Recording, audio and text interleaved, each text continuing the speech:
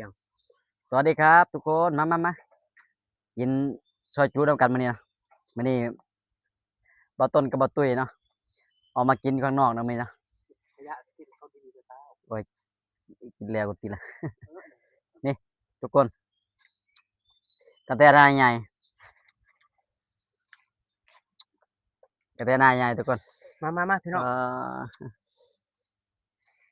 ช่วยจุพี่น้องอยู่ป่าอยู่รุ่งอืมบรรยากาศได้มุกได้ใจดิพี่น้องนี่ปลาขี้ริ้วดิปลาขี้ริ้วห่อตับพี่น้องบาต้นกะพากินอีกแล้วนี่โอ้ย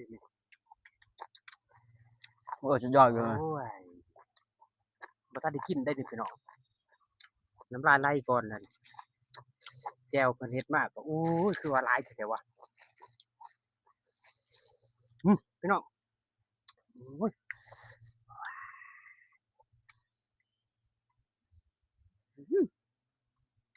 โอ้บ่ตุ้ยไปกินแบบแซ่บๆเลยทุกคนเนาะ